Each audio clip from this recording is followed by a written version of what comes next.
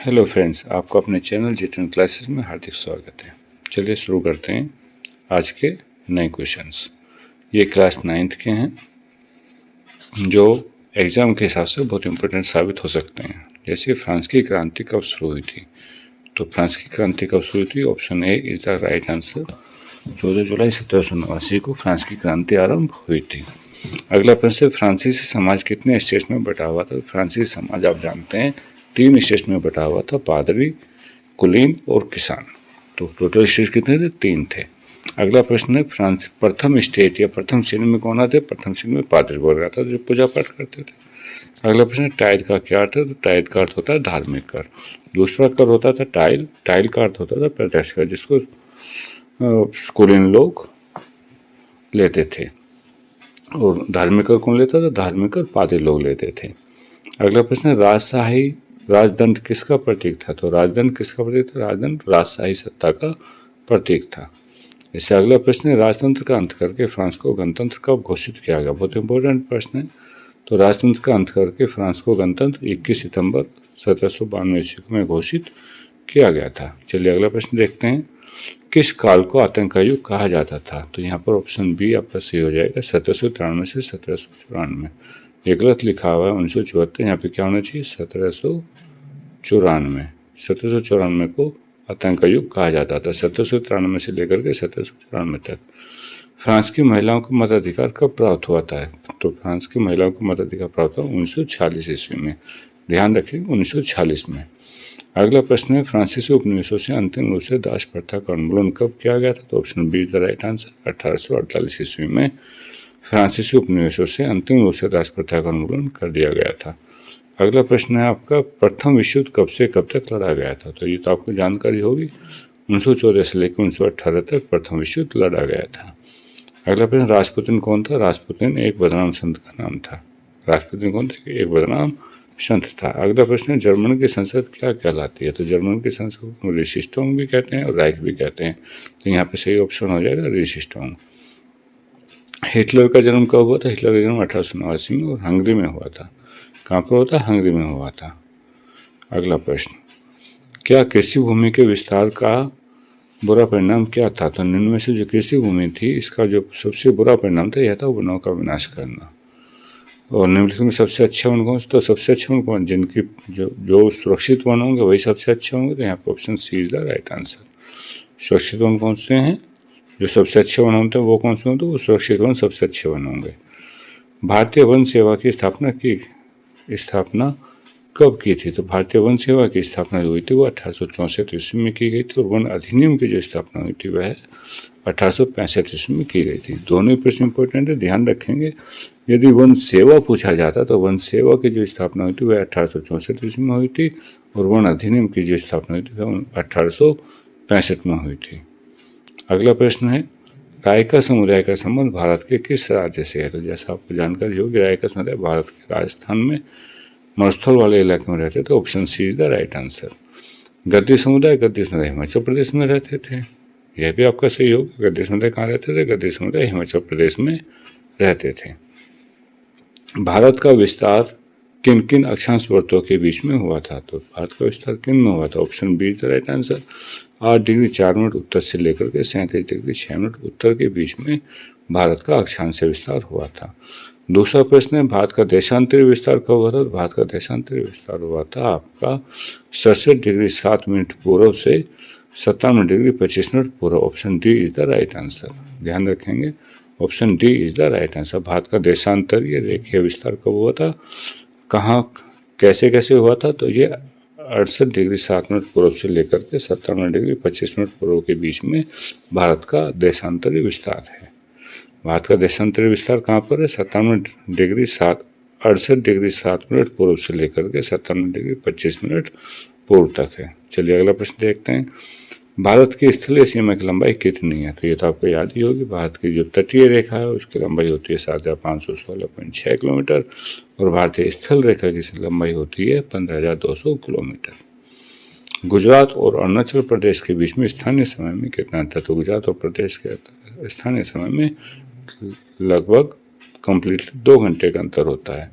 और भारत के किस याम्योत्तर को अर्थात मानक रेखा को स्थानीय समय का मानक समय माना जाता है? तो यह है 82 डिग्री 30 मिनट पूर्व, जो कहाँ से होकर गुजरता है? मिर्जापुर से होकर गुजरता है। चलिए अगला प्रश्न देखिए। अगला प्रश्न यही है, भारत की मानक याम्योत्तर रेखा किस स्थान से होकर गुजरती है? तो option be the right answer, Mirzapur होकर के गुजरती है। अगला प्रश्न देखेंगे साथ साथ, प्रायद्वीपीय पठार की सबसे ऊंची पर्वतीय चोटी का नाम क्या है? तो ये C, option C the right answer, Anamudi. क्या है? अनाईमुड़ी। दोआब किसे कहते हैं? दो नदियों के बीच का जो क्षेत्र होता है उसे दोआब कहते हैं, और जो 5 नदियों के बीच का क्षेत्र होता है उसे पंजाब कहते हैं। तो दोआब किसे कहते हैं? दो नदियों के बीच का जो भाग होता है उसे हम दोआब कहते हैं। अगला प्रश्न है आपका, वुलर झील किस राज्य में स्थित है? तो वुलर झील किस राज्य में स्थित है? वुलर झील जम्मू कश्मीर में स्थित है। वुलर झील कहाँ स्थित है? वुलर झील जम्मू कश्मीर में स्थित है। अगला प्रश्न, नर्मदा नदी का उद्गम कहाँ से है? तो नर्मदा नदी का उद्गम ऑप्शन ख is the right answer, Amarkantak. Narmada नदी का उद्गम कहाँ से? अमरकंटक से होता है। चलिए अगला प्रश्न देखते हैं। अगले प्रश्न में निम्नलिखित में से विश्व में जैव विविधता वाले कितने देश हैं? तो जैव विविधता वाले कितने देश हैं? 12 देश हैं। जैव विविधता वाले कितने देश हैं? टोटल विश्व में 12 देश हैं। और पादप भिन्नता में भारत का विश्व में कौन सा स्थान आता है? तो option D is the right answer, 10वां स्थान आता है। पादप अर्थात वनस्पति की भिन्नता में जो भारत का स्थान आता है वह कौन सा आता है? 10वां आता है। अगला प्रश्न है आपका, हमारा देश भारत के 12 देशों में से एक है। तो 12 कौन से देश है? विशाल जैविक भिन्नता वाले जो देश हैं। अभी आपको ऊपर है ना, भारत का जैव विश्व में टोटल जैव विभिन्नता वाले कितने देश हैं? 12 देश हैं। तो उन 12 देशों में से भारत भी एक है। भारत में किस राज्य की साक्षरता दर सबसे अधिक है? तो यह केरल की है। केरल में भारत की साक्षरता दर जो है वो सबसे अधिक है। 2011 की जनगणना के अनुसार भारत की कुल जनसंख्या विश्व की जनसंख्या के कितने प्रतिशत थी? तो यह 70.5% है। 2011 की जनगणना के अनुसार जो भारत की कुल जनसंख्या वह विश्व की जनसंख्या की केवल 70.5% है। अगला प्रश्न देखते हैं, किस देश की महिलाओं को मतदान का अधिकार नहीं है? तो यह सऊदी अरब है। सऊदी अरब में अभी भी महिलाओं को मतदान का अधिकार नहीं है। अगला प्रश्न, लोकतंत्र जनता के लिए शासन है, यह परिभाषा किसने दी थी? यह परिभाषा इब्राहिम लिंकन ने दी थी। लोकतंत्र जनता के द्वारा जनता के लिए शासन है। तो यह परिभाषा किसके द्वारा? ये लोकतंत्र की परिभाषा है और किसने दी थी? इब्राहिम लिंकन ने दी थी। विश्व इतिहास में दर्ज सबसे बुरा अकाल जो पड़ा था, ये जिम्बाब्वे में पड़ा हुआ था, याद रखेंगे। विश्व इतिहास में दर्ज सबसे बुरा अकाल जिम्बाब्वे में पड़ा था। भारत में संविधान सभा के लिए चुनाव कब हुए थे? तो यह जुलाई 1946 में। भारत में संविधान सभा के चुनाव कब हुए थे? जुलाई 1946 में। और भारत के संविधान को कब अपनाया गया था? तो option A is the right answer, 26 नवंबर 1949 को भारत के संविधान को अपनाया गया था। अगला प्रश्न, अनुसूचित जनजातियों के लिए लोकसभा में कितनी सीटें आरक्षित है? तो यहाँ पे option B is the right answer है, 41। अनुसूचित जनजातियों के लिए लोकसभा में 41 सीटें आरक्षित हैं। लोकसभा में कुल कितने निर्वाचन क्षेत्र है? तो भारत में लोकसभा में 543 निर्वाचन क्षेत्र है। Option A is the right answer. देश का मुखिया कौन है? तो हमारे देश का मुखिया जो है वह राष्ट्रपति होता है। और राष्ट्रपति चुने जाने के लिए भारत व्यक्ति की न्यूनतम आयु कितनी होनी चाहिए? 35 वर्ष होनी चाहिए। कितनी होनी चाहिए? 35 वर्ष होनी चाहिए। निम्नलिखित में से सबसे महत्वपूर्ण मूल अधिकार है? तो हमारे 6 मौलिक अधिकार हमें संविधान के अनुसार दिया गया है, जिनमें सबसे महत्वपूर्ण अधिकार है संवैधानिक उपचारों का अधिकार। यही सबसे महत्वपूर्ण अधिकार है। अगला, छुआछूत को संविधान के किस अनुच्छेद के द्वारा समाप्त किया गया? तो छुआछूत संविधान के लिए बहुत बड़ा खतरा था, संस्कृति के लिए बहुत बड़ा खतरा था, इसलिए option C is the right answer. Option C is the right answer है, 17वें अनुच्छेद। याद रखेंगे, छुआछूत क्या था? संविधान या समाज के लिए खतरा था, इसलिए उसको 17वें अनुच्छेद के अनुसार समाप्त कर दिया गया। वर्तमान में संपत्ति का अधिकार किस श्रेणी में आता है? तो यह कानूनी श्रेणी में आता है। किस श्रेणी में आता है? कानूनी श्रेणी में आता है। भारतीय संविधान के अनुसार मूल अधिकारों की संख्या कितनी है? तो यह 6 है। कितनी है? 6 हैं। आप मुझे कमेंट बॉक्स में बताएंगे कि मूल अधिकार कौन कौन से हैं।